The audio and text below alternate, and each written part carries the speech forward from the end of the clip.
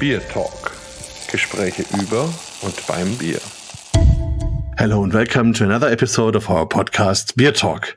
Today we do a little trip into our neighboring country. We go to Poland and hear the story of a lot of beers and beer styles and of a wonderful person.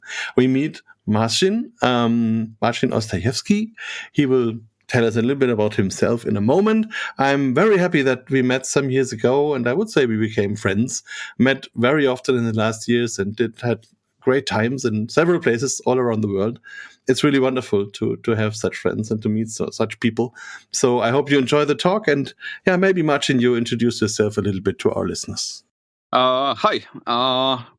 As you said, I'm Marcin Ostajewski. I'm a head brewer of, in fact, two breweries in Poland. One very important one for us is Grodziskie, so the place where the style was born. And the other one is Fortuna. They are somewhat connected. I will talk about it later. And then, of course, I'm a beer judge. I also try to educate people about Polish beer abroad. And I'm a humble servant of six cats, which is quite important. Yes, and you also see yourself as a cat sommelier, so we will come to that also back. Oh yeah, it's very easy sport. You just sniff the fur of a cat and you give him 10 out of 10. So wonderful, yeah. But if you imagine that you have been or you still are allergic to that, it's really so great. So I'm really very happy to see that and fantastic. So yeah, but maybe let's start a little bit. Many people, I think, especially most of our listeners still come from Germany, and they maybe don't have any idea about the Polish beer market, and especially the Polish beer market, how it developed in the last, let's say, 20, 30 years. So maybe you give us a little introduction how you yourself came into beer in general. So maybe how did you start? What was your first beer? What was your first beer experience? And how did it come that you are into beer now so far? Okay. So it started when I was doing my master's in biotechnology at the University of Toruń.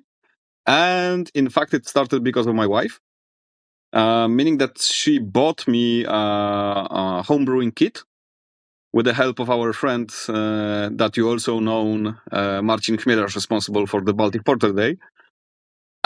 So I started brewing at home. It was, of course, mainly experiments. And when I see the old recipes that I even posted at some Polish brewing forums, now I would say they were not the best ideas, but I've tested some weird things. But I was also quite lucky with meeting people at important moments, let's say. So just after 6 batches at home, I met a friend from Gdańsk who is now also a brewer and a beer blogger, Bartosz Nowak, and we met in the old town of Toruń on the first day of the new year in the morning, and he said, there is a guy from a restaurant brewery nearby, and he said he's quite open for homebrewers, meaning that he wants to buy, scale up and brew homebrewers recipes. And I convinced him to do it. So I'm brewing the first batch, but then the second beer, he wants the second beer to be brewed quite quickly after the first one. And I am not sure that I have enough time. So Marcin, maybe you also can provide recipes for this gentleman. And I said, of course, yes, why not? But we have even a small connection with German beer scene in this moment, because back then at home I was, of course, experimenting mostly with some modern stuff that was already starting in Poland. So I made some IPAs, Cascadian Dark Ales, something like that. And then the owner of the restaurant says, the idea is every brewer can brew whatever he likes. You just tell me I want to brew ESB. That was the first beer from Bartek. So I want to brew ESB. Yeah, we are brewing ESB, no problem. But there is one thing. The second beer on the list should be Rauchbock. And The tricky part was that I never brewed any of the smoked beers at home yet. And even bigger problem, I was not a smart guy back then because I hated smoked beers, all of them. So basically, my only experience, and it's basically begging for forgiveness. My only experience with smoked beers back then was one approach to Grodziskie from some Polish brewery, and I believe Urbok or Mercen, one of two from Schlenkerla. And both of the beers I only tried, and then I put the rest of the bottle into the sink. I was a bad guy back then, but eventually it worked quite well because knowing that I'm not a big fan of smoking beers, I did this Rauchbock to kind of match also my preferences. So it was only like, I don't know, 10 or 15% of some smoked malt. And then the rest was a basic, let's say, Bock recipe. And it was quite drinkable. And in fact, on the premiere of the beer, they almost drank all of it. And basically the beer disappeared after like 2 or 5 days, something like that. And then it helped me, of course, to slightly lean into this smoke beer world. And in fact, now I basically cannot live without the smoked beer from time to time. So it started pretty quickly because after this one batch in the restaurant, so like 10 hectoliters or so, another guy asked me, do I want to participate in a contract brewery that he was developing? And it, of course, is still a very popular solution in Poland. I believe not so very popular in Germany to do contract brewing. So basically, all even, let's say, new wave, modern craft brewers in Germany are still owning their own equipment. And in Poland, yeah, and in Poland, basically, when it started, the first possible solution, especially for the guys who have a lot of ideas but not a lot of money, was to ask existing brewer, can I basically rent your equipment for a time and do some beers on it? So we started a contract brewery. It was, I believe, like in the first 5 operating in Poland. From this new wave, let's say, starting from Pinta, Browar, and so on. Can you say which year that was? I'm not very good at dates. I will have to check it later, but I believe it was something around 2012, I think. Something more or less like 1 or 2 years each way. So we started a brewery called Olymp, so like Olympus.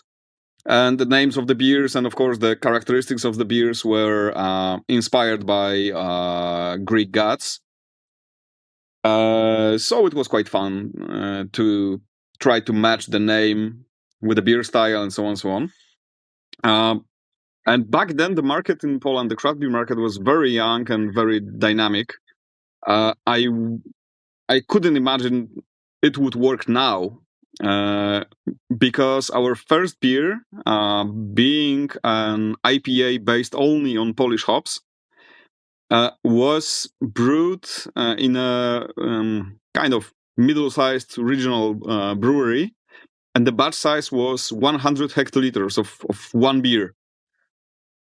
And the market was so young that this 100 hectoliters, I believe we sold within a week. And majority of it was bought by only one wholesaler from Warsaw. Wow, that's unbelievable.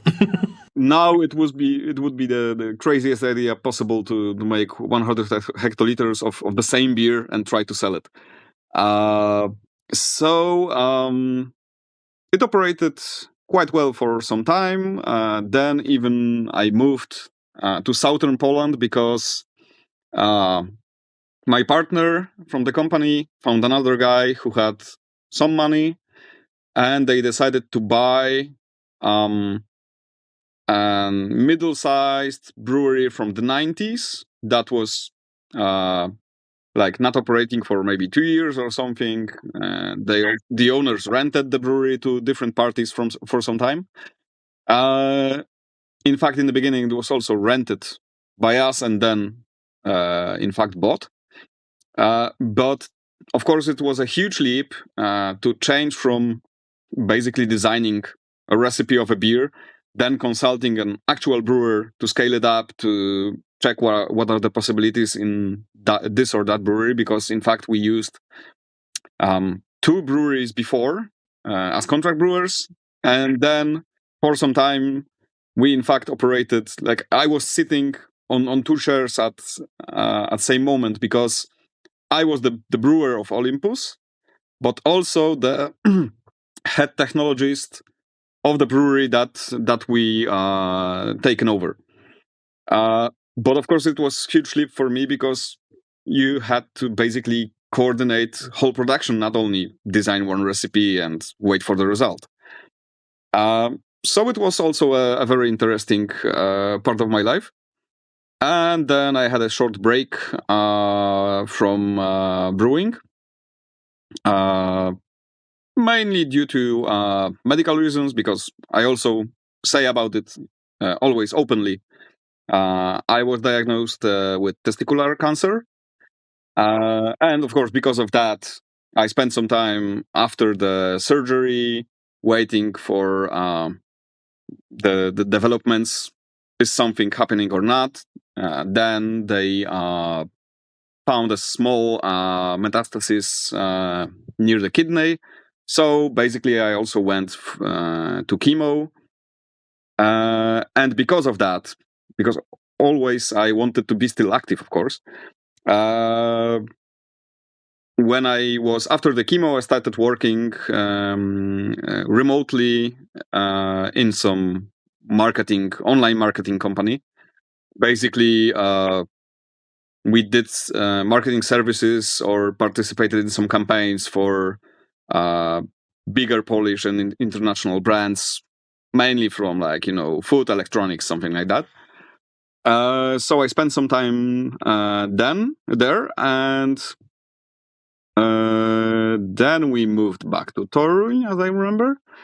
And during one evening, we were never very keen on going to the city center for the evening, spending a lot of time there, and of course getting intoxicated or whatever. But this one time, we went there to meet our friends. I believe it was around maybe 3 a.m. when we got back to our flat. And then again, Marcin Chmielarz, the guy from the Baltic Porter Day, appears, because he has a Facebook group called Work in Polish Beer Industry. So he is gathering all of the possible work announcements from both sides, of course, from the ones who search and from the possible candidates. And he posted an offer from Fortuna. And okay, it was not the best time to analyze the offer and send the curriculum, but it was on my cell phone. So you did it 3 a.m. in the morning. Yeah. Soberish. I was soberish. Okay. So I sent this document, and in the morning, CEO is calling.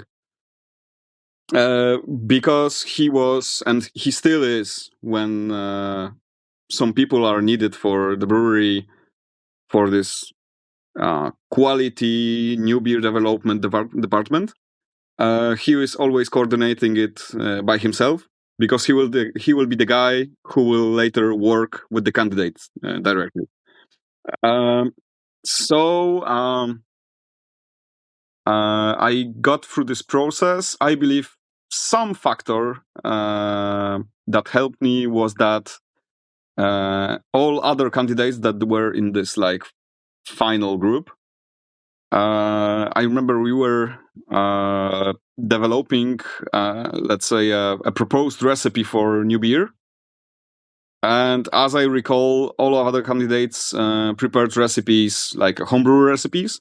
And I prepared a recipe for like 35 hectoliters brew house or something like that. So it was maybe part of the difference.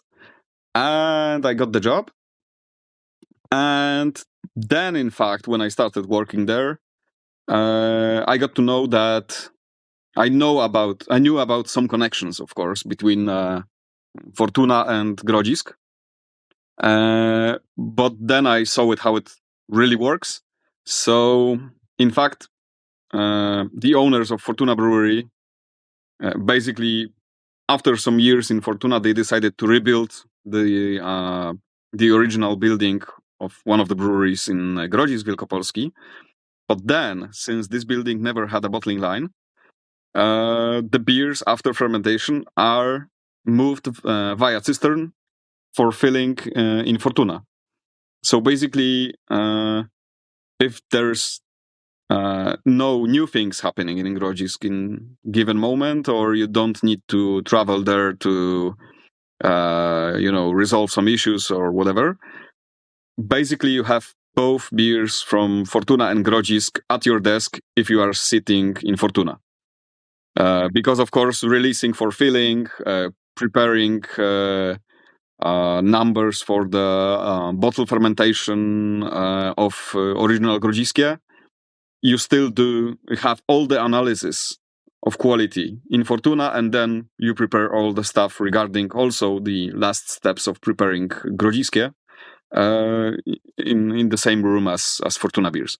Maybe just to sort it a little bit out for the listeners, because not everybody may be so knowledgeable at the moment about all the different breweries in Poland and how it works. Maybe we have to first say a little bit about Fortuna and their portfolio, and also I think in the timeline it was first Fortuna in their beers and also Commerce, I think, and Grodziskie was a little later, I think, or wasn't it? Yes. Yeah, precisely. It was like 3 years difference. So, but when you started, it was without Grodzisk, or was already on board? No, Grodzisk was already in operation when I started. Okay, so but maybe we talk a little bit first about the Fortuna part and maybe the Baltic Porter part, and then we make the complete Grodzisk story because it's big and otherwise people mix it up, and it's already interesting anyway. I think because the Fortuna portfolio is huge, and the Commerce Baltic Porter is also a huge story, especially for Poland. So maybe if you can a little bit explain the idea of Fortuna itself and their beers and how the Commerce brand comes into that thing. Yeah, of course. Starting from the beginning, Fortuna was built in 1889. So it was an old operating brewery. Of course, as you can imagine, in the communist times, underinvested, taken by the government. It was, of course, the quality and the scale of production was declining. And in fact, in the 90s, when the, I believe, grandson of the original owner's family took it over from the government, it, of course, needed a lot of investments, and you don't have this amount of money instantly. So it was also underperforming for a couple of years. And then it was taken over by the current owners in 2012. And of course, they started with investing a lot to bring the brewery to good shape. And Fortuna, because it's a regional brewery with quite long history, with quite good presence on the market, Fortuna developed a couple of different brands. Maybe just a moment. Fortuna, as you say, it's a regional brand. Where is the region? What is the main city around it? So Fortuna is based in the city of Miłosław. Under the German Rhine, it was Liebenau. And it's a small town in western Poland, let's say 1 hour drive from Poznań, going slightly to the east and south. And the town is basically like somewhere around 4,000 to 5,000 people. And in that town, there was a brewery that, in fact, was capable of doing probably a couple of dozens of thousands hectoliters. So it was quite big, and it also exported quite a lot historically, of course. And then after taking over the brewery, I'm glad that you asked about the city, because after taking over the brewery, the main brand was designed to be, of course, connected with the town itself. So the main brand was Miłosław, as the city's name. It's also quite funny because in Polish there is a man's name which only differs with one letter. So, of course, a lot of people, instead of calling our beers Miłosław, are calling them Mirosław. So this is the main brand that was, let's say, about classical styles without any, strange special ingredients, different processes. It was like, making a Pilsen, a Keller beer, Belgian white, something like that. Like more on the classic and light side. Then another brand is Comes that you already talked about. So a brand of strong, long matured beers, because the brewery also was known, even historically, for the porter and for another different beer. I will talk about it in a minute. We decided that the owners decided that it's good to develop this brand into a bigger concept. So not only brewing Baltic Porter, but a lot of other strong beers were introduced. For example, barley wine, which is like somewhere in the middle between the English one and the American one. Then 2 beers of Belgian origin, which are also bottle fermented. So Belgian triple and Belgian quadruple. And then some other beers like imperial stouts, from time to time, some one-off beers, and so on and so on. So we have classical light styles, we have strong, dark, longly matured beers, and the Belgian styles. And then there's also Fortuna brand, a separate one. And it's historically, it was connected with a dark, sweet beer known around this part of Poland. I believe, I will have to check it and maybe update it, but it was known since 1920s or something like that. So it was like a caramel beer, let's say. And around Fortuna, there was a separate piece of portfolio built, and most of the beers were like fruited flavored beers, and this Fortuna Czarne, so the original, this dark sweet beer, and also a couple of special variants of it.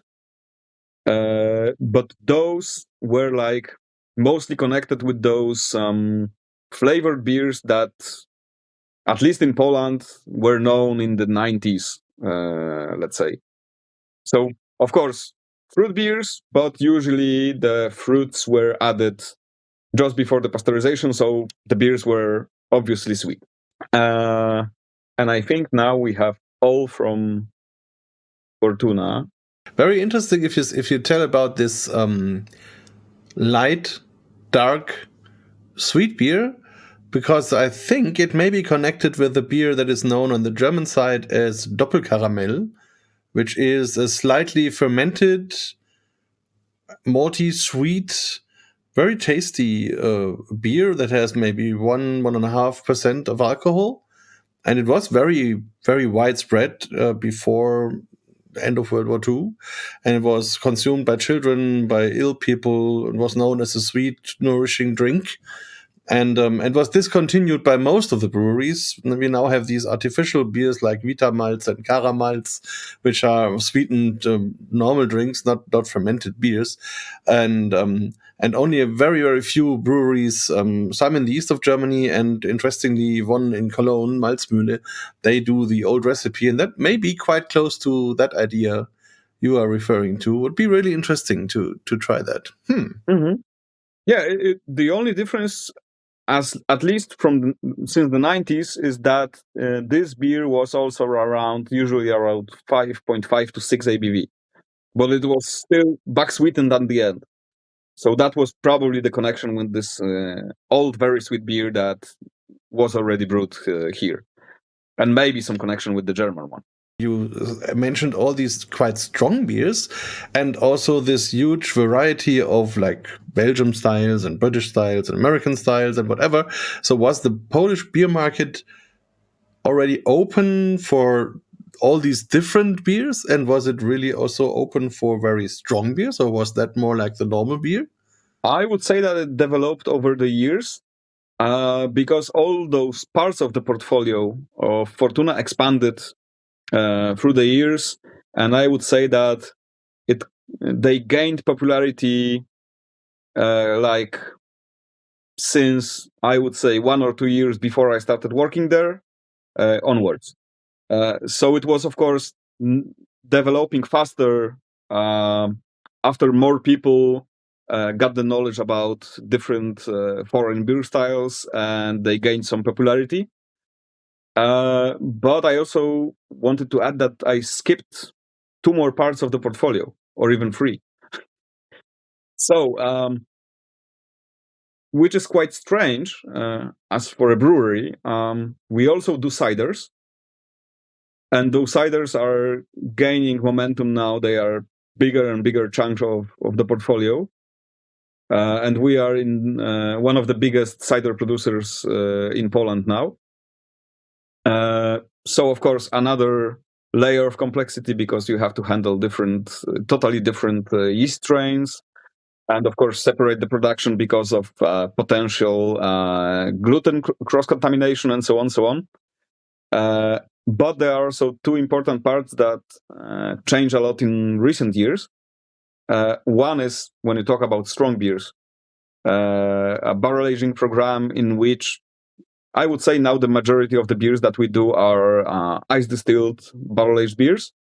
So basically we concentrate, just like Schwarzbräu in Gunzenhausen. We concentrate strong beers to make them even stronger, and then after concentrating it up to like 18, 20, 21 ABV, we put them into wooden barrels, usually bourbon barrels, wine barrels, and so on and so on. So, of course, only used barrels, or mainly used barrels. And then we mature them for at least 1 year, 2 year, the beer decides. And on the other end of the scale, we have a huge portfolio of non-alcoholic beers. We started in I believe, in 2018 by releasing non-alcoholic IPA, and it got great reception in the market. And we did it just before the huge quick start of non-alcoholic beer market. So basically, I believe that for some of the consumers and the brewers, we are kind of the reference of non-alcoholic IPA now. And it's still growing each year, even though you think after the previous year that no, now it's impossible. We cannot get any higher with this beer. I only can recommend it. I had it very often. I love it. And as we have been our booth together in the last Franconian Beer Festival, I drank it all the time. So it's a fantastic beer, really. Thank you. And now it's basically like one of, I believe now, six different non-alcoholic beers that we have in offering. So it's lovely part of the market because there is a lot of challenges. Yeah, you have to make a flavorful one, but still maintain non-alcoholic character. So it's fun. Yeah, so really working on every end of the story. The high alcohol, the low alcohol, the barrel aging, the hoppy beers, the yeasty beers, whatever. So really a lot of challenges, and that all in one brewery. It's not easy, I think. Yeah, but it's also very, very interesting because you never know what you will develop next time, because basically nothing is limiting the possibilities. And then because we have all of the beers from Fortuna, you have the second part, so rebuild Grodzisk brewery, which is also sending the beers after fermentation. One important thing, both of the breweries still use open vats for fermentation. So another obstacle in terms of product safety and so on and so on. So the beers from Grodzisk are also arriving to Fortuna for filling and for the bottle fermentation process when we talk about the original Grodziskie. And from Grodzisk, we in fact have 4 or 5 beers brewed constantly. And also the range is from non-alcoholic ale with mango and passion fruit pulp through original Grodziskie, which is like 2.9, 3.1 ABV, to white IPA, which is 5.8, and it's a white IPA with addition of Sencha Earl Grey tea.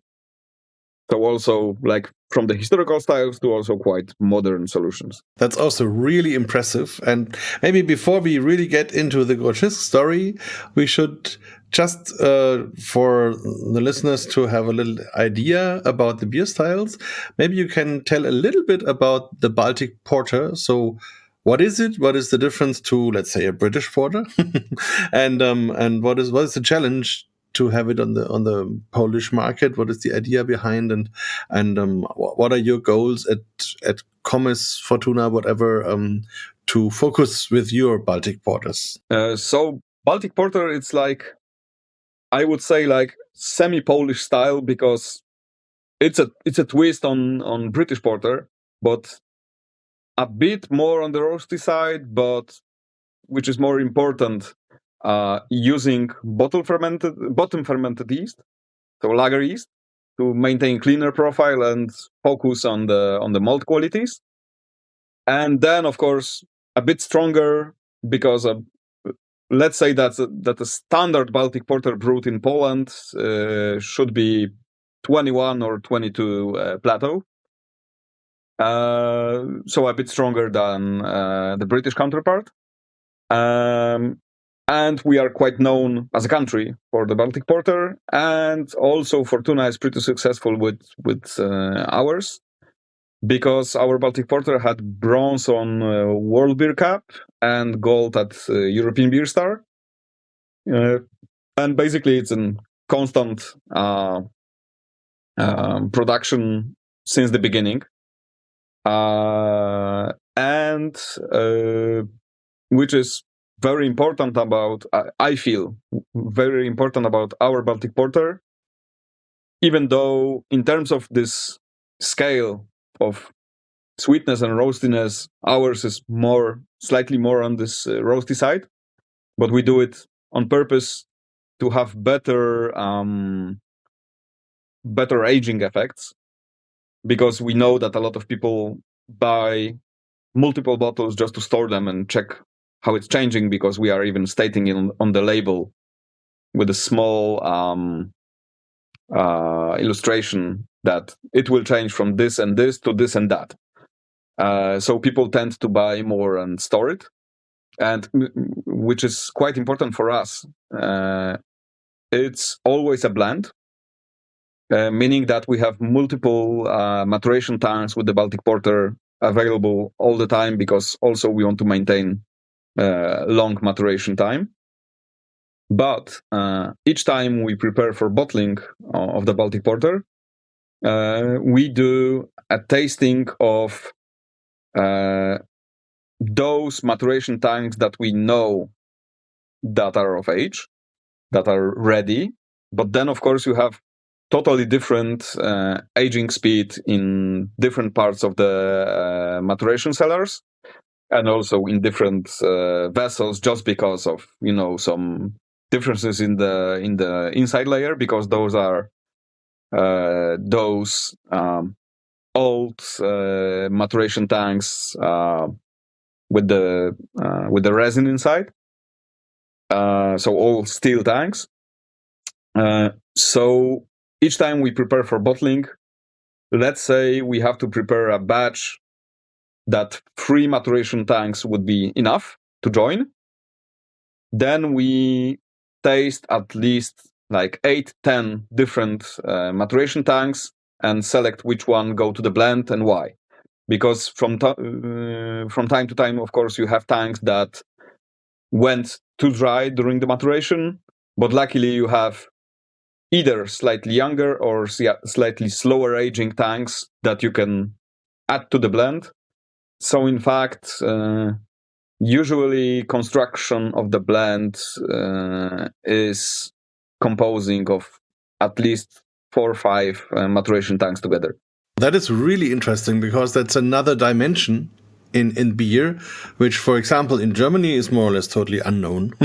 So, and the only beer culture where I know where it's still tradition is the Belgium one, where you have all the blenders with the sour beers, and they blend different aged barrels and different years together to get a final result. And also some of the newer German breweries like Lemke started doing that, but to do it in such scale and with that idea and profession, that is really new, and that is really interesting, because it also refers a bit to the original British idea, because the old porters were always blends of different aged beers, and also, as you said, it's just a little stronger than the traditional porter. We really have to go back like 200 years, because if we have the modern British porter, it's like 4%.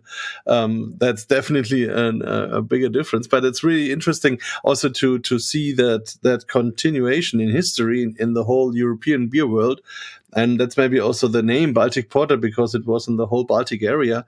Something like that. Of course, not everywhere the same stuff. And I also think it was very good for the Polish beer scene to finally have a first, like an own beer style, something really Polish in beer. Did you also feel that movement in the Polish beer scene? Oh, yeah.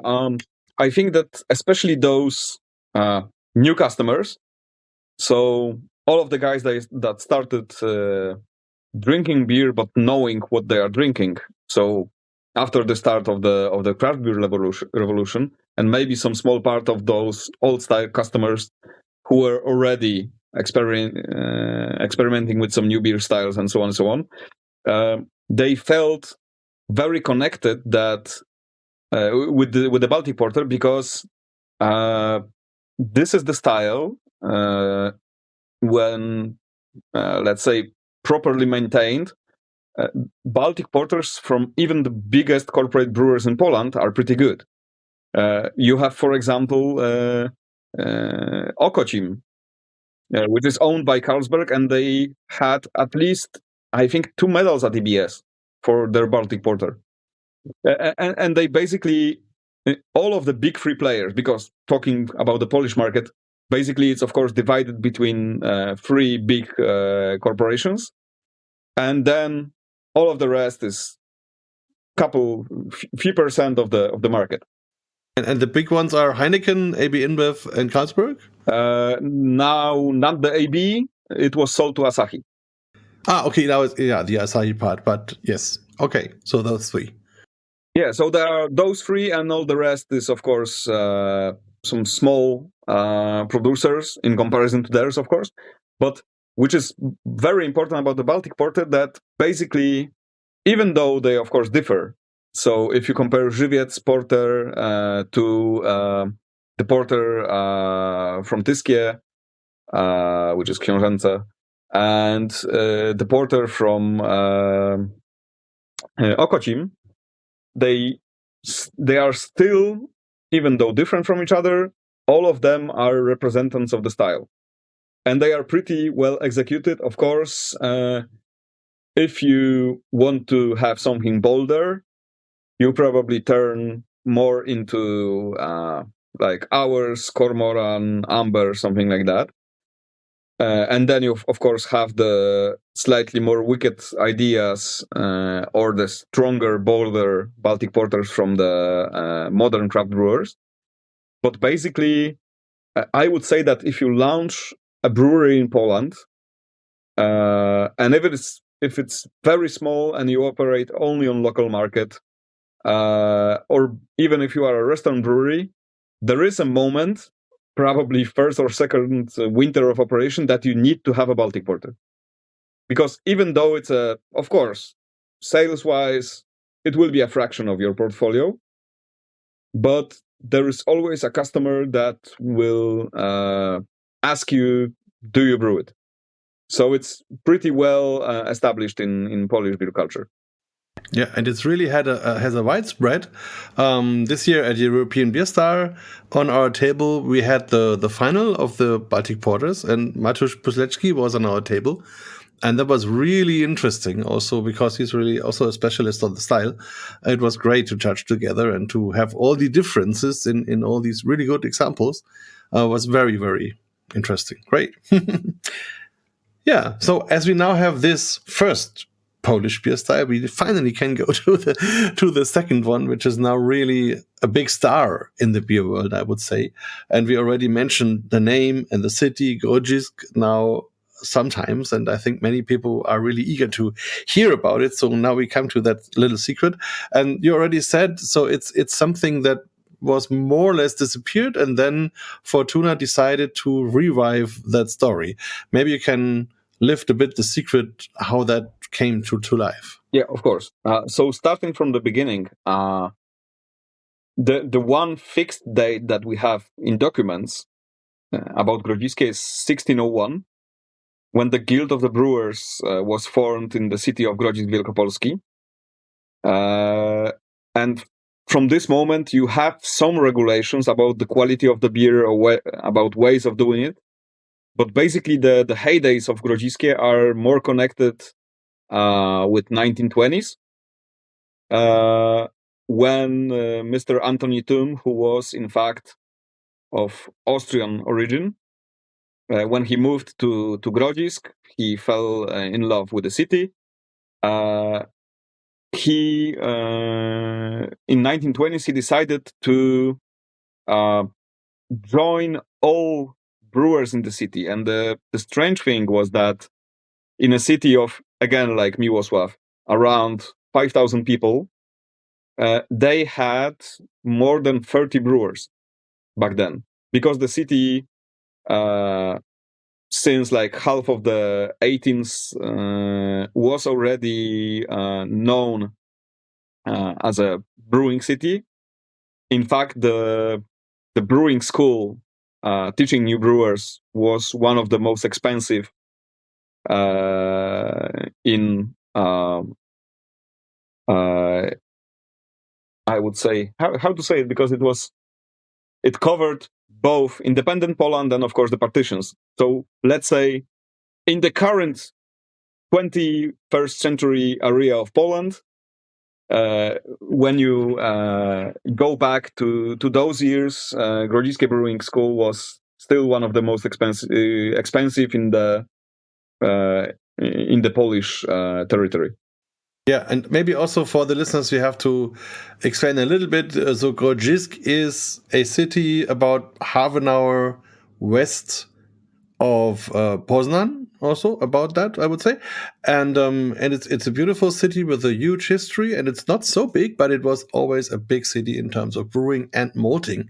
And what really we together found out is that in all the archives, in all the stories, it was mentioned throughout whole Central Europe, so in the German archives, in the Polish, in the Russian, in the Austrian, everywhere. So it was known everywhere for beer, for its own beer, but also for the malt it exported and everything else in terms of brewing and brewing knowledge.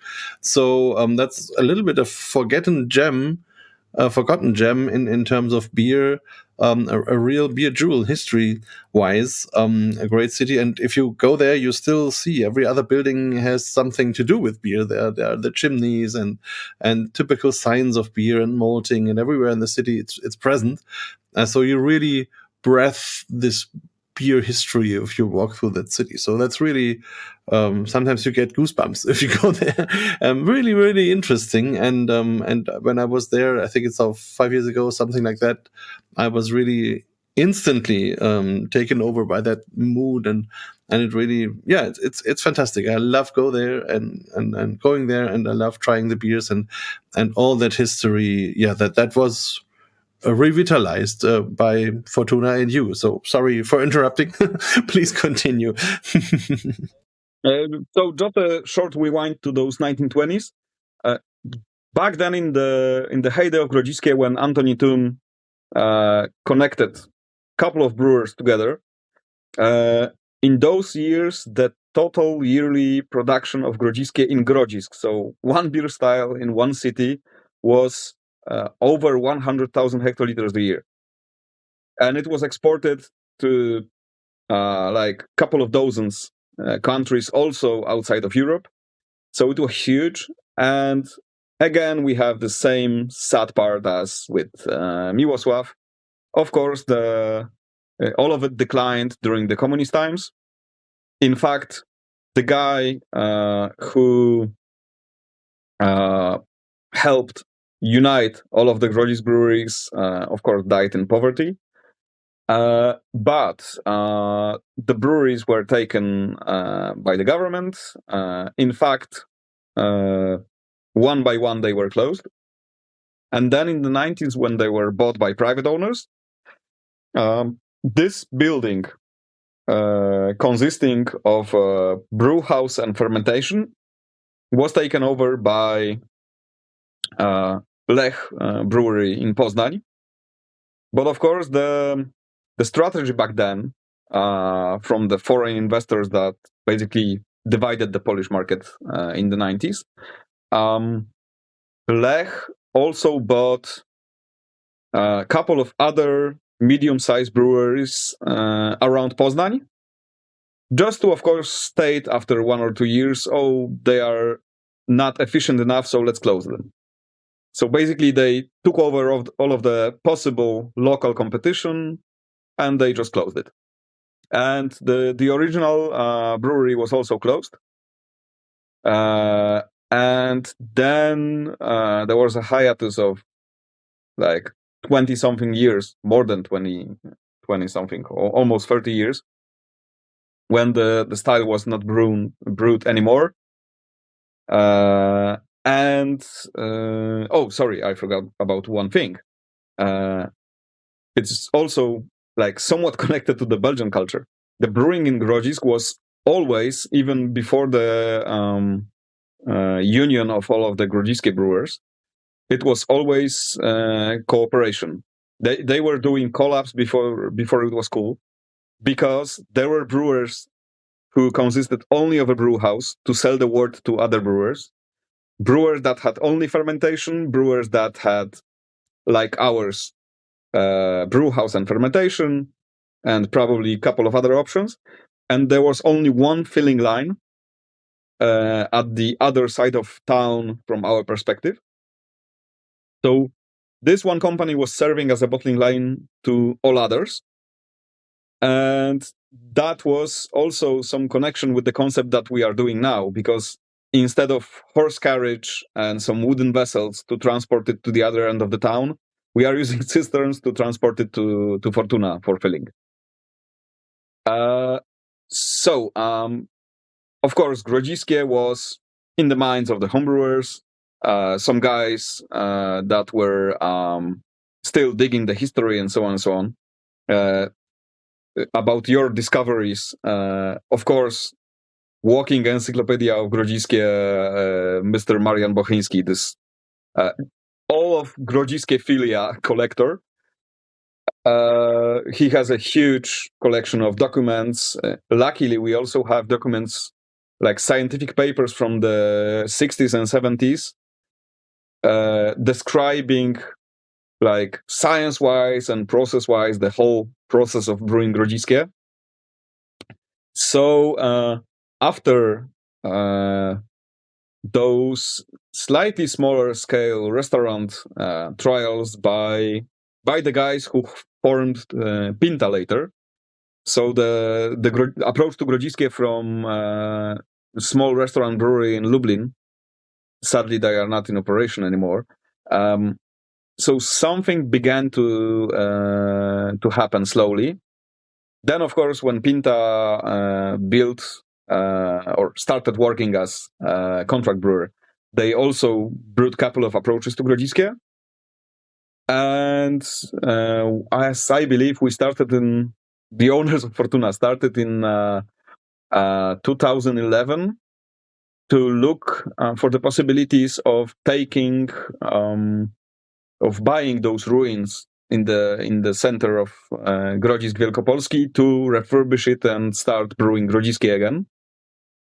And in fact, they succeeded in 2015 when the first batches of beer were released.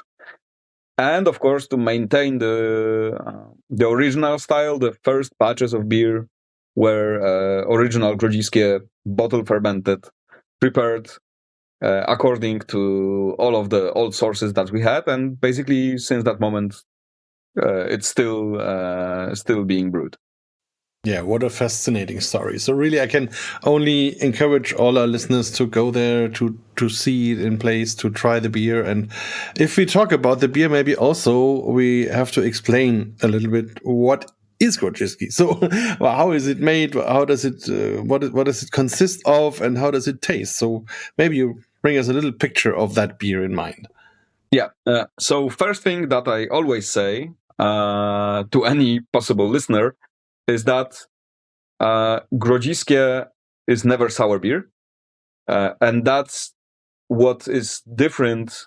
Like when you compare the beers directly, the first thing that you will notice between Grodziskie and Lichtenheiner, that Grodziskie is very dry but not sour. The other very important thing about Grodziskie, it's a top fermented beer, but the yeast, in fact not a strain because it's a mix of two strains, but the yeast culture used to make Grodziskie, even though is a ale strain, it's extremely neutral. So it gives only slight amounts of like pearl-like esters in the background, but basically it's almost as clean as lager yeast. Even some brewers from US, some of our dear friends from US, who are brewing Grodziskie for years and they are doing a great one, to maintain this clean profile, they use lager yeast in their breweries with very, very good effects. So, and the beer is very light. The beer is extremely highly carbonated. It was even called the Champagne of Poland. Of course, now you cannot use that claim because of the protection of the champagne. But there was a Polish word. Champagne. Champagne, champagne, yeah. Yeah, but you cannot say it anymore, so maybe they will block the podcast because of that. So maybe in France, yeah. Yeah. So it's a very light beer. It has like 3.1, 2.9 ABV, highly carbonated, flavorful because of the smoke, because the beer is 100% oak smoked wheat, which is also quite different from the other smoked beer styles that are still alive. So from German Rauch beers, because brewing an 100% wheat malt beer is already difficult, especially when I tell you that this beer should be crystal clear, that the haziness is a big fault. So it's a challenge. Of course, this clarity is also probably caused by this high carbonation, because if you don't make it perfectly clear, it would probably gush when you open it. So it's extremely refreshing, light beer. We now say that it's totally within the no-low trend, because it's extremely flavorful, interesting, complex, but it's very low in alcohol, so it's also like perfect beer for the hot season. And also, which is quite important, even though it's a smoked beer, and of course the character of the smoke is slightly different because different wood is used, but the smokiness is also meant to be quite delicate. If you compare smoke levels of Schlenkerla Merzen to Grodziskie, totally two different levels. Oh, yes.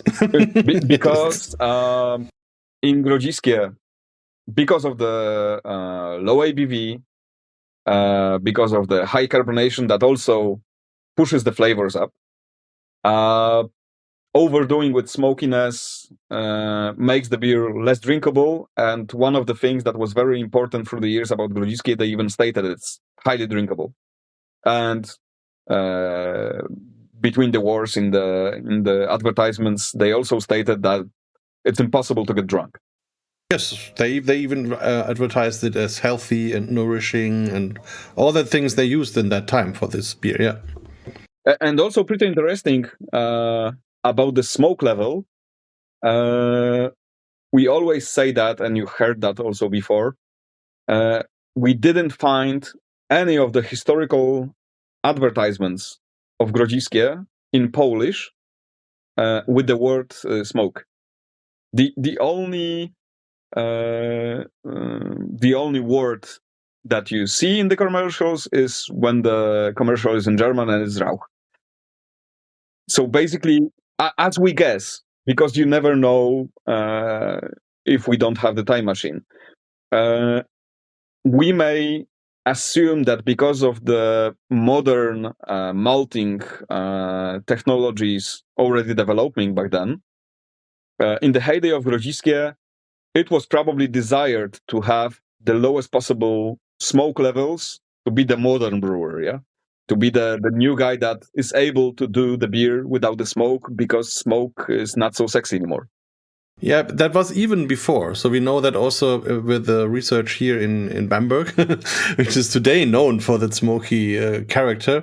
But in all the old time, when malting was simply just possible by using fire and also having smoke in the beer, all the maltsters tried to have the smoky touch in the malt as low as possible. So the art was to have not an intense smoke beer, but they wanted to have the lowest possible strength of smoke beer. And still, if you talk today to the Spezialmalterie or also to Schlenkerla, they always try not to have that in too intense level. And also in the recordings, it's the same thing. Until around 1800, the first commercial smoke-free kilns started to show up in what was in that time Silesia. Before that, it was the beer, it was the malt, so there was no other thing. It was always a little smokiness in there, but it was not seen as smoky beer. That started when you had other beers without smoke, intentionally without smoke. Then people started to see some difference, and of course, then there was the differentiation. But that maybe took until the end of World War II that people really realized there is the non-smoky beer and there is the smoky beer in a difference. So I think that is still a thing of perspective, because nowadays for all the people here in the world, they see smoke beer as something very special. But if you go back to the old days, that was the regular beer. The special thing was the non-smoky beer. So, and of course, everybody tried to get as less smoke as possible to get it as drinkable as possible on the other side. So, and there was, of course, in these days, many beers got sour, many beers had other problems, and so you were happy to have something to drink at all. So it was also totally different from our enjoyment of beer. So even what we know about the beer production in the early 1950s, in then Western Germany, many of the breweries were still using wooden vessels for fermentation, even for maturation. It was a totally different beer. So our idea of an enjoyable, refreshing beer that maybe started in the 60s to become that what we think is a beer, and before that was a very different thing. And so it's hard to talk about that. Yeah, really great. And also what I really found very interesting, you have a lot of of remaining things from the old days at your brewery, and some date back to the German days of the German Empire time, and also World War II. And you have these brandings where you had the export to the former German colonies, and you had the export to the cruise ships which went across the Atlantic, so they all drank Grodziskie on their way. And you even had some referring to the deliverings to the German army in World War II. And we found in the paper that even in the last days of World War II, there was still shipment of malt from Grodzisk to other breweries in the whole empire, which at that time, with the almost totally destroyed railroad network and everything, really showed the quality of the Grodzisk products. Otherwise, they wouldn't have taken care about still delivering that stuff in a time where the half of the empire was destroyed. So that's really something you really see the importance of the city, the importance of the beer, and the quality level people really saw into the beer and their love to that beer style. So that's also really interesting. And I think that gives another boost to the Polish beer heart to now have a second beer style, which is totally unique and totally interesting. And maybe on the opposite side to the porter, because you have that strong, malty, bold Baltic Porter, and then you have this light, soft, but still self-confident, bursting of activity, nice Grodziskie, which is the other way. So it's really interesting to have all these beer styles. So how do people approach you, Polish people, when you give them the beer, maybe at the festival in Grodzisk, for example? Are there people who knew it from their past, and how do they see it today that Grodzisk is there again? Yeah, of course, there are some customers that still remember the old times. But then, of course, especially among those customers who were drinking Grodziskie in the communist times, quite often you see, when you listen to their stories, you see that for sure there were some quality problems over the years. Because when we decided to refurbish the brewery, of course, you have all of the papers, all of the technology description, but you also needed to have some actual consumers or former workers of the brewery that would give you any information that they had. So basically, when the flavor of Grodziskie was kind of in the making, and when we were searching for suppliers and so on, we also talked with almost 100 people of former workers, citizens of Grodzisk, and also some well-known people from the industry. So, for example, Stan Hieronymus was also part of the small group of people who tasted the beer and gave us some feedback and so on.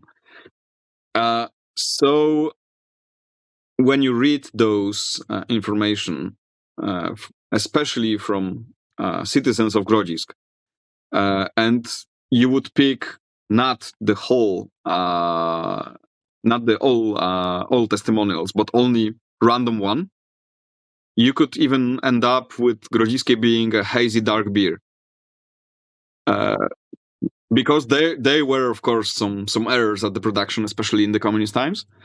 But luckily, for us, the most important part was that you also had those, for example, those papers from the 60s, when in fact a brewer and a university employee prepared a whole description of the process, how it should be.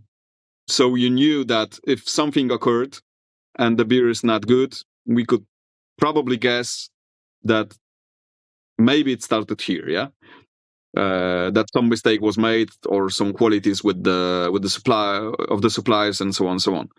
So luckily, we have those consumers still who remember Grodziskie, and they are pretty satisfied because it's alive again. Of course, you always have those that would say that, oh, no, I tried in the 80s and it was different. But you always have those people. And you cannot blame them because, of course, the memory could change, the taste changes over the years. So I am even not so sure when I get older will I say the same things about the taste of the beer, even though I would know from the professional side that the recipe and the beer shouldn't change at all. Yeah. So you never know what could change in that. But also you have the second part, so the new consumers that were already interested in Grodziskie as the Polish beer style.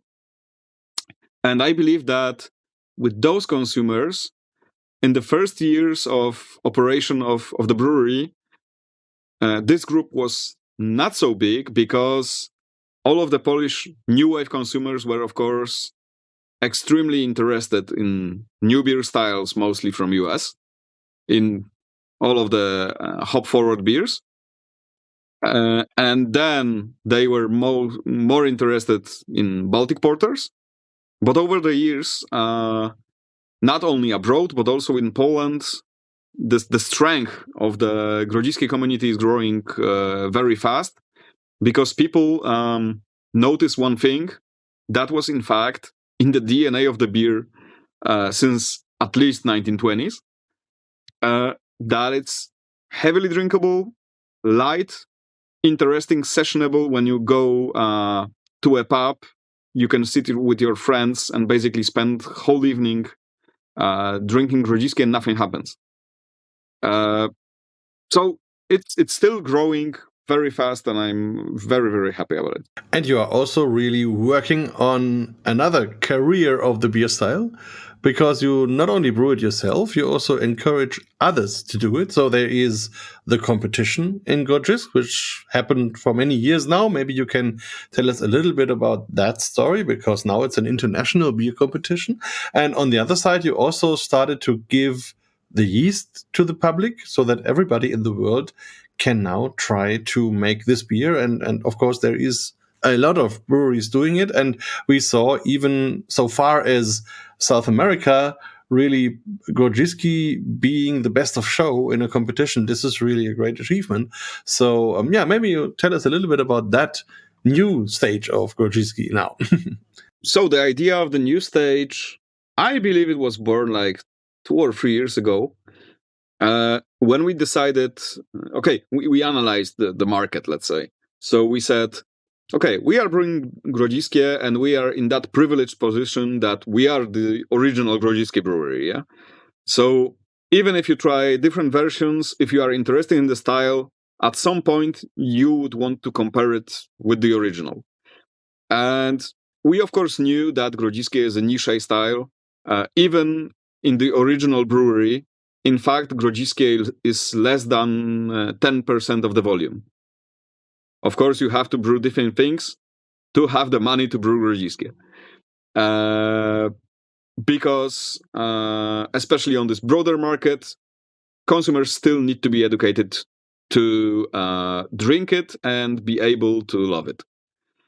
Because if you surprise a person giving him or her Grodziskie without saying anything, you will not convince them to try.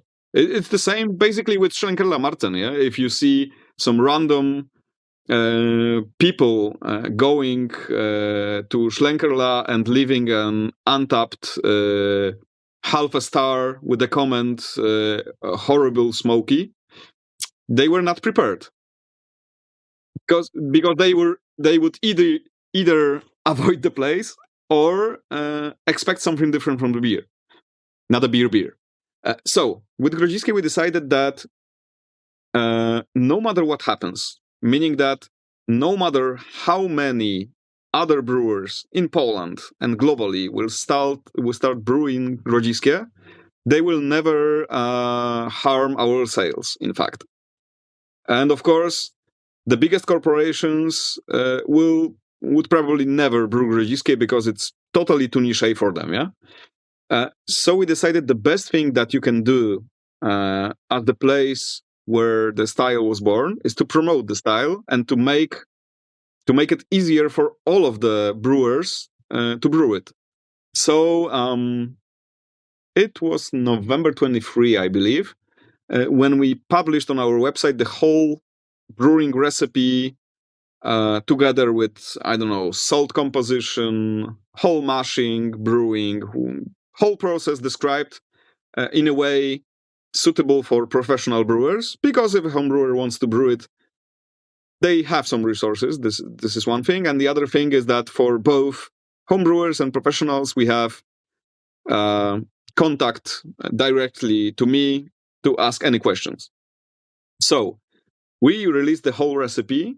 And of course, we spend a lot of time traveling with other members of the Polish Judge Mafia to different competitions in different parts of the world to use any opportunity to give a talk about the style, to propagate it even more. But then, after releasing this this technology to public, in Polish and English, of course,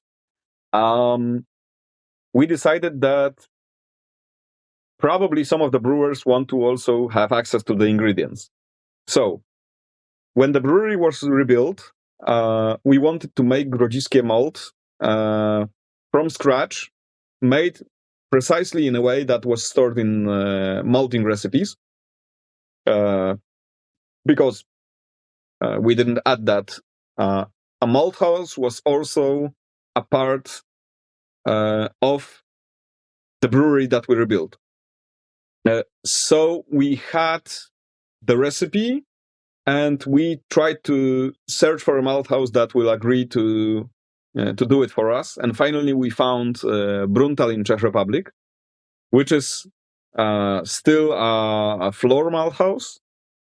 And they had some experience with smoking because they produce whiskey malt, and they dry it with peat. So they had some experience, but they never malted wheat because they were only doing barley. And the other thing was that they were never using oak smoke. But we convinced them, and they started brewing, malting Grodziskie malt according to the old recipe, which is pretty important in terms of preparation of the malt, that they were able to kiln with the smoke, whereas other Grodziskie malts on the market usually have wheat malt which is already dried, and then they smoke it at the end to prepare some smaller batches of Grodziskie malt, which is of course also good because since Grodziskie is a niche style, also the malt probably is not so popular, yeah? So it's very hard to produce, for example, 25 tons of the malt, just guessing it will sell. So we make it in Bruntal, but of course, we started sharing the malt a couple of years ago with our friends from Live Oak in Texas.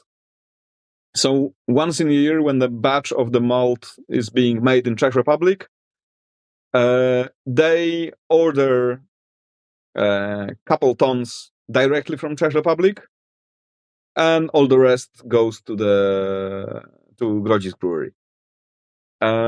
And because we are already sharing with Live Oak, and they were also from time to time sharing with other American brewers, but luckily each year they need more malt, and they are slightly less willing to share because they need to brew more.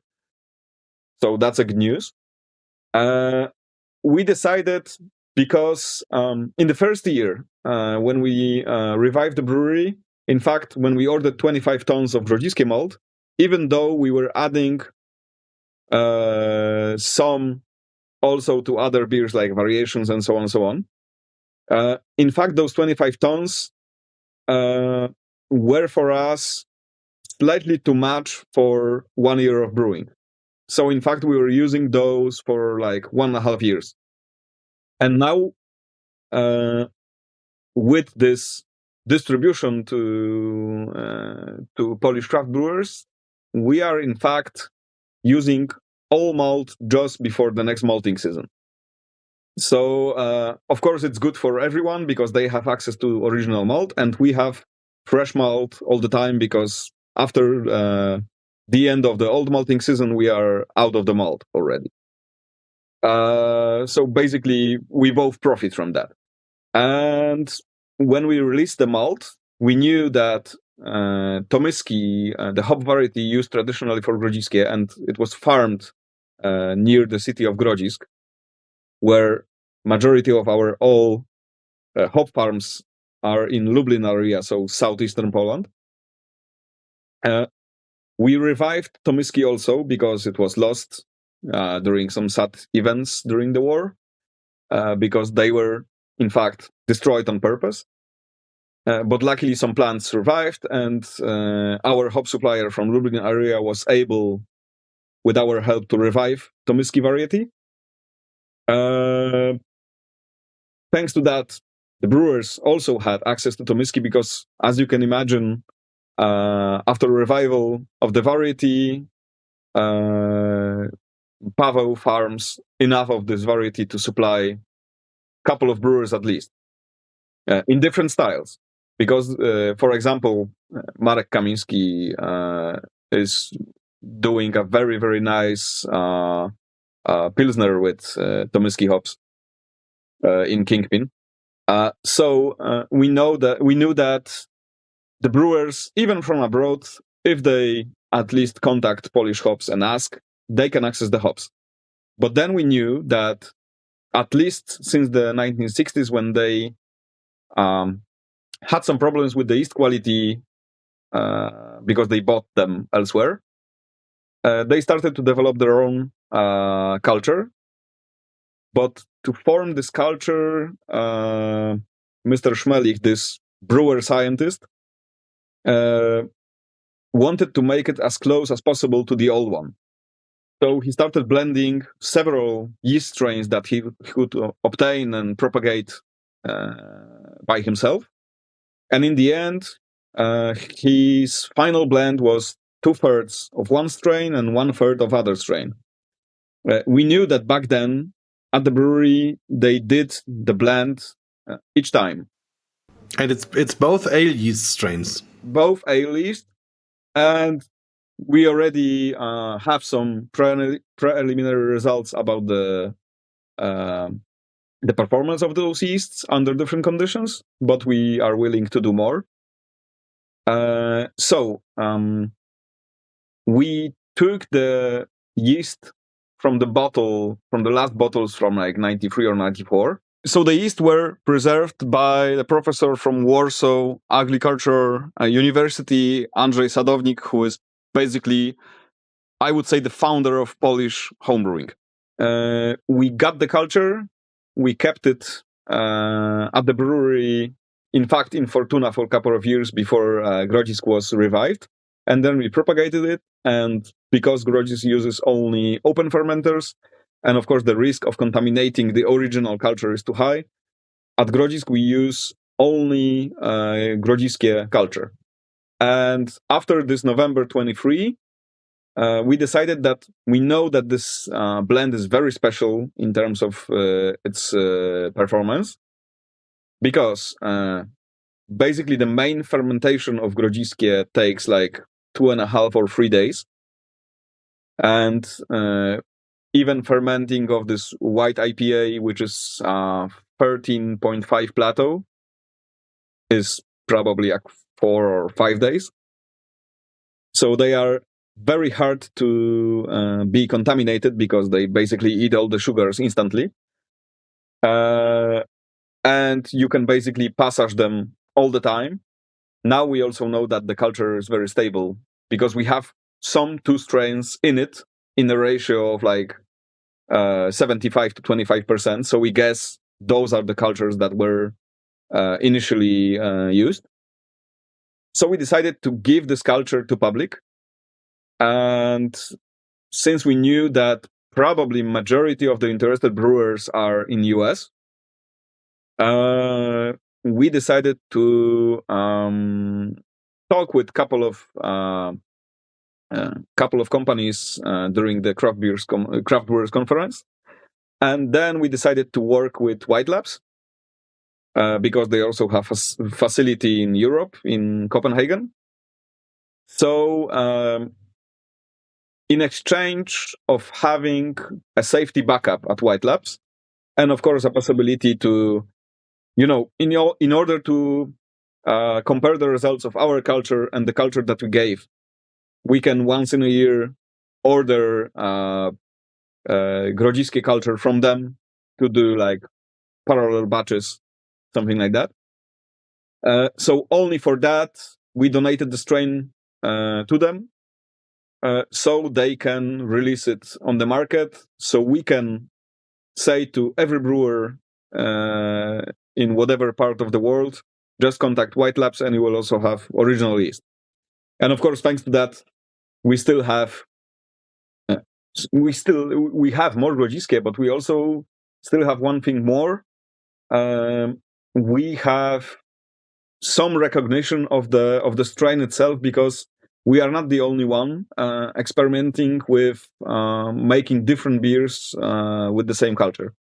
Yeah, and I also think it's the awareness of the Polish beer culture, the awareness of Grodziskie, which is much more stronger now because it's everywhere in the world. And also, I think the competition which takes place and took place in Grodzisk, which started as a reference to that home brewing history, where we always had I think two categories, a traditional Grodziskie and a creative Grodziskie, and that now had, since this year, now is also an international competition where professional brewers can take part. I think that is another keystone of that development, so to bring Grodziskie on the international tableau everywhere. Oh, yeah.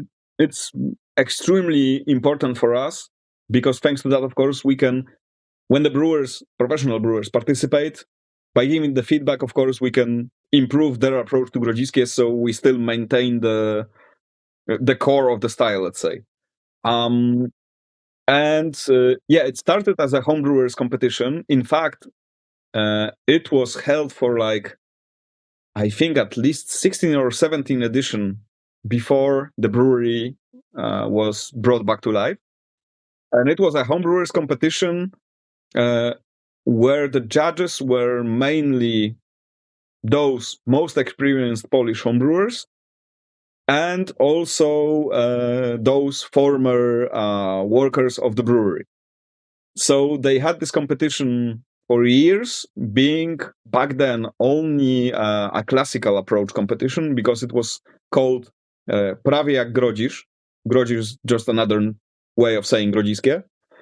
So prawie jak Grodzisz is like almost Grodziskie. So they knew that it will be probably quite hard to replicate, but they did a tremendous job through the years to keep the style alive, of course. And in fact, there was even a case, one of the homebrewers won so many times that they forbid him of sending the beers. They moved him to the jury. And he was, of course, later a founder of one of the Polish contract breweries. They opened, I believe, 1 year or half a year before us, talking about Olymp Brewery.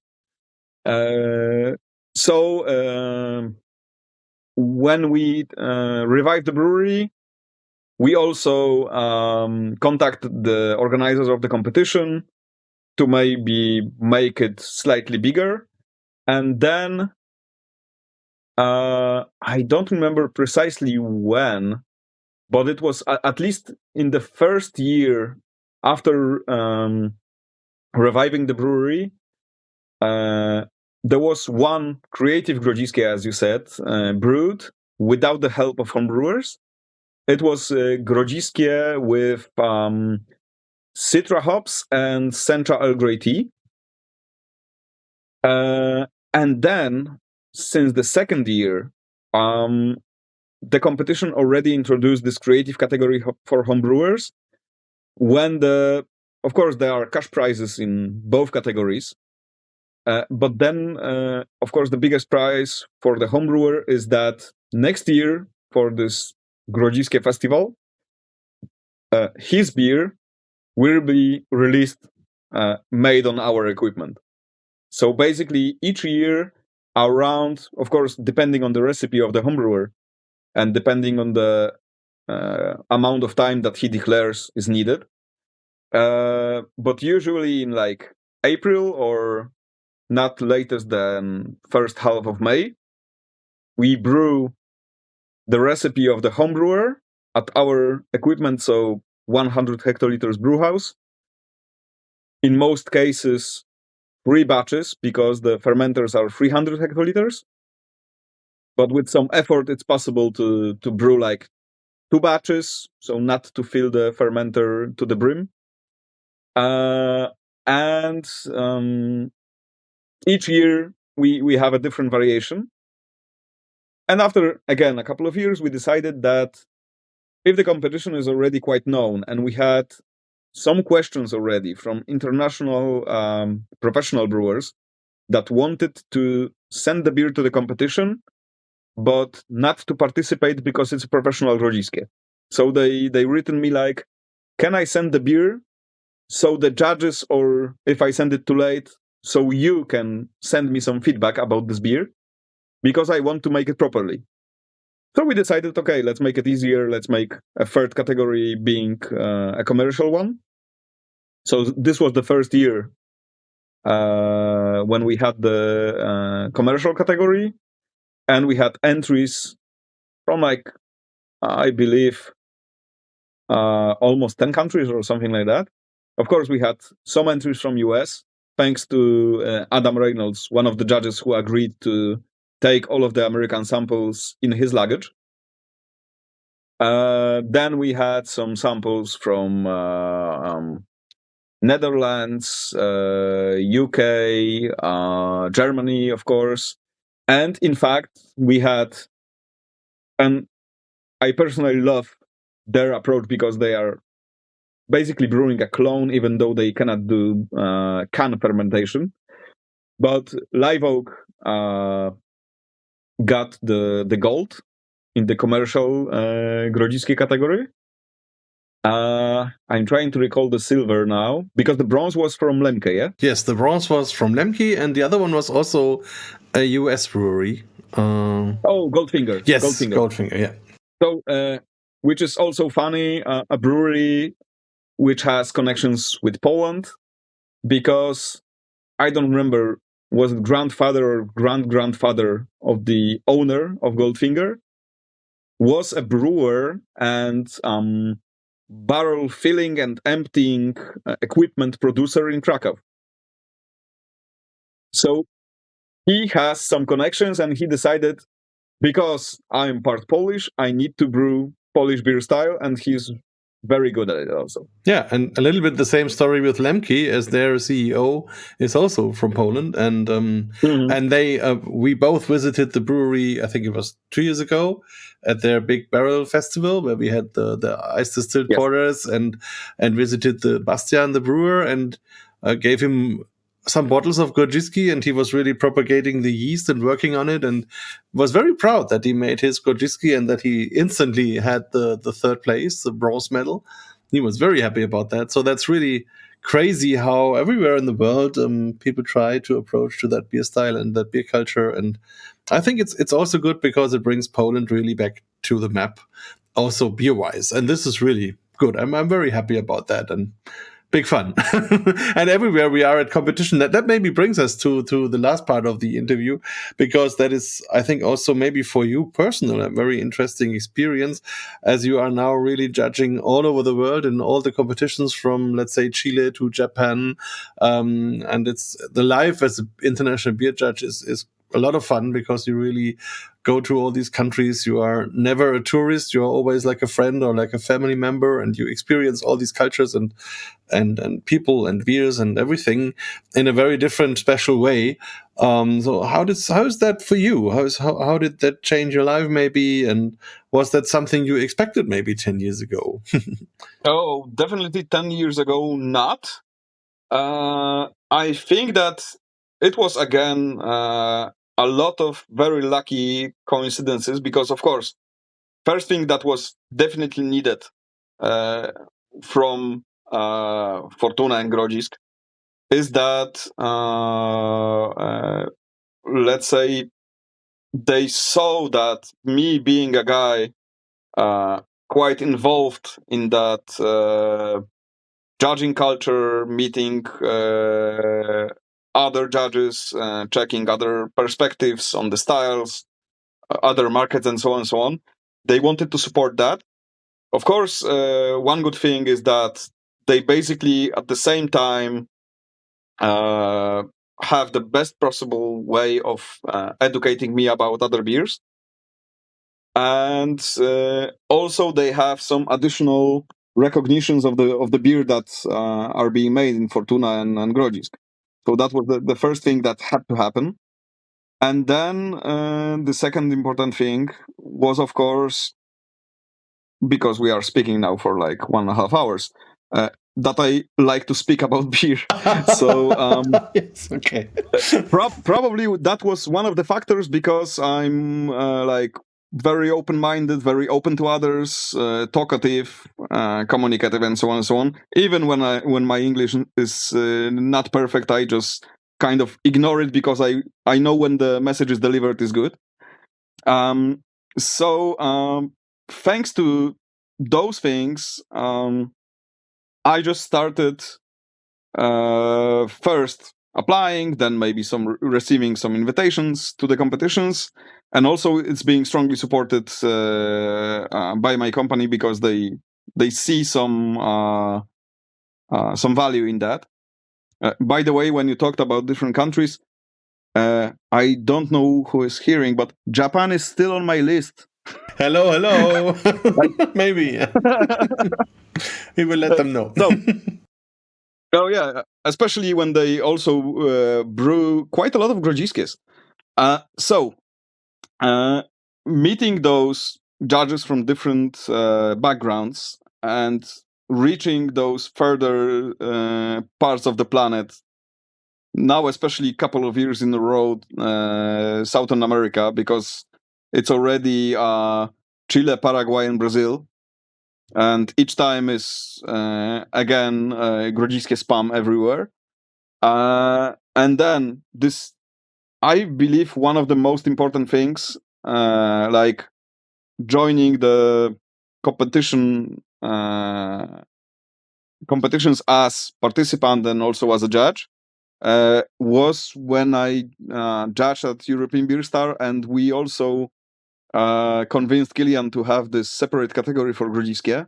And in the first year, which was the most amazing thing about educating other countries, because at EBS you have judges from basically whole brewing world, we were able to give that talk about the style to basically all of the judges, stewards, and team members, together with a tasting of 2 Polish-made Grodziskies. So it definitely kickstarted all of the other activities, because I remember after this talk at EBS, we basically spent at least half an hour talking to already a couple of judges immediately after the talk, and also we had a lot of contacts days later after I got back to Poland. So I love having this opportunity, and of course I hope that in every country at least one brewer is in the end convinced to brew his approach. But for example, I remember when we went to Brazil on that competition, when the best of show was in fact a classical Grodziskie made in Brazil. I remember that during that stay, we basically brewed 4 different creative Grodziskies with 2 brewers on 2 different setups. So it was also a very very active competition on looking from Grodziskie perspective. So it can be also a lot of work, but nice work and interesting work, and also expanding knowledge in the end. And I really can also only encourage our listeners to try all these creative Grodziskis, because it's so interesting. You have all kinds of spices and fruits and other ingredients all together with a lot of experience and experiments in any way, and that's big fun. I always love when I'm at that part of the competition, to really get to new new tastes, new fruits, new spices, and new combinations, and together with that smokiness, that's always really, really interesting. And a lot of them really make very round, very balanced, very nice, very drinkable versions, even if they sound crazy if you read it on the paper. So it's fascinating. So yeah, I think that is a great part in our both of our lives to experience how far we can go with beer and what experience are possible. But maybe to go back to the beginning, we were talking about you also being a cat sommelier. So maybe you can just have a little insight in your personal history, because that is really interesting that you more or less build a house around your cats or for your cats. And yeah, it's great. And how did that come in your life? Let's say that is to start with. I was always a kind of animal person, meaning that even when we lived in other part of town with my parents, I remember kids bringing, some, I don't know, injured dogs, some birds that fell out of the nest to us because they knew that we will take care of them with my sister, of course, with the help of our parents. So it was always somewhere there.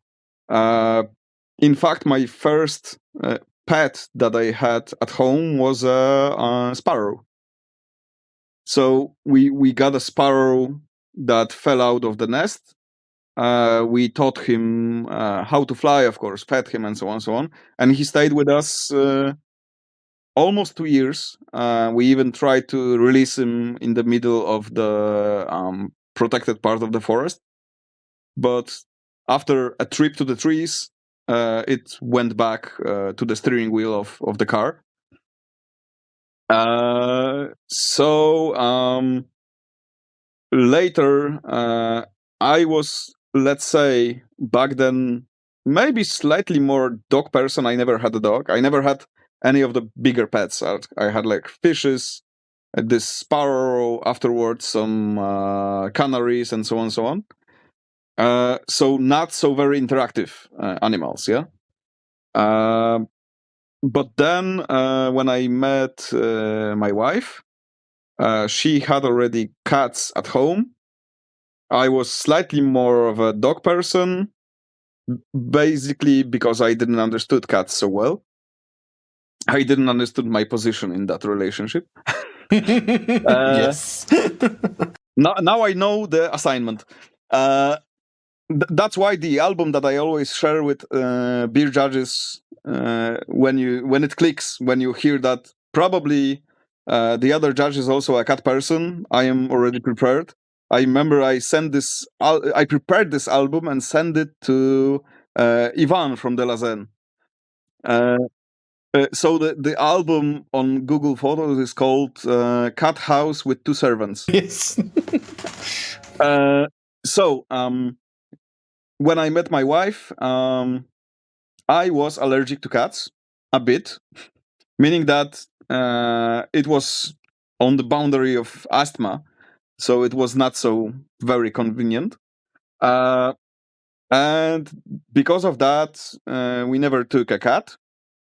But then, when I was at the brewery, this southern part of Poland, of course, a movie scene, a middle of the storm, heavy rain, and so on, and someone just left a box with 3 kittens in front of the brewery.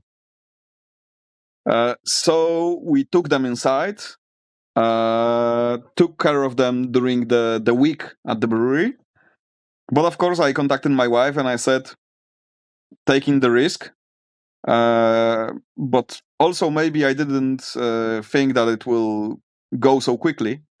Because I said to her, I don't know what my reaction is, because they are basically not in a small closed space with me, because they were basically roaming around the offices and sleeping in a card box outside, but under roof.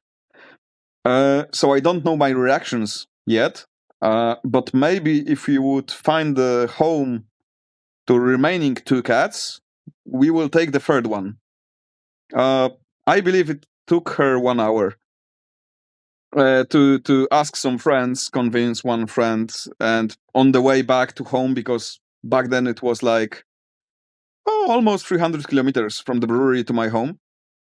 So I spent a week in southern Poland, and then I traveled back, usually with a company owner. So we traveled back. We had this cat transporter, this plastic box with a cage. So I had those 3 kittens inside on my lap. Of course, I was not driving, but I remember that during this way to Toruń, and it was mostly highway, so it took maybe 2.5 hours, I used a whole roll of toilet paper because it was horrible for my nose and for my eyes. But then, of course, decisions are made already. So we had this one cat because, of course, at least for a time, for my respiratory tract, it was quite a bit irritating. We called this cat Fennel. And sadly, after a couple of years, he fell ill with quite rare condition, and we had to say goodbye. But then, of course, through this, after we adopted him, I decided that the only way to get rid of this allergy is to contact with the allergen as often as possible, because even if you have those injections that cure you from allergy, they use like the most common cat allergen, like the most common types of protein that give you this reaction. So you are never sure, is it the same variant that your cat has? So I was basically inhaling in the evening through the cat, meaning that I just put my nose to his belly and inhaled as much as possible. As you can imagine, my respiration was quite loud in the first nights, but then slowly disappeared.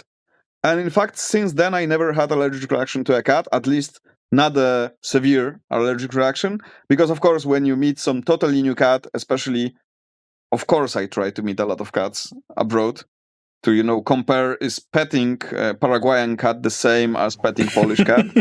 Yeah, as a sommelier. Yeah, you never know. So basically, maybe some, small rash or maybe runny nose for a couple of minutes, and it's all you get. And then we decided, when we built a house in the middle of the forest, let's adopt 2 cats. Because, of course, when you have 2, they have someone to play with when you are at work. So it's better for the cats. And now we have 6. Because we adopted them like in waves. First 2, second 2, and then I said, oh, no, we are not ready to take the third pair. And I saw a lovely cat after some accident, so she was not having one of the front legs already in the shelter. So I took Christina from the shelter. Also thinking of, okay, now we are breaking the cycle because it's 2 to 1, so it's the end, yeah? We have 5. Yeah, but later it turned out to be 6. But basically, which is important about the house is that we have a huge catio. So the outside area, and it's in the middle of the forest, so the outside area is covered with a metal net, and small part is also covered with a roof. So basically, they, of course, have all of the possible shelves, scratch posts, and whatever else in the house. but they can also, when we are at home, go through the window outside, and the outside area for the cats is bigger than the total inside area of the home. So they are totally spoiled, of course. But this is the way it should be. Yeah, it's a bit like in a zoo. Fantastic. So, great. Thank you very much for that insight into your beer life and your personal life, and also thank you for your friendship. I'm very happy about that, and I'm looking forward to our next time meeting. Should be quite soon, I hope. And so, yeah, again, thank you very much. That was a great talk and a huge insight also into the Polish beer history, and I can only wish you all the luck for your family, for yourself, and also for the beer. And I'm looking forward to the next time we meet each other again. Thank you. Thank you, Markus. Glad to know you. BierTalk, der Podcast rund ums Bier. Alle Folgen unter www.biertalk.de.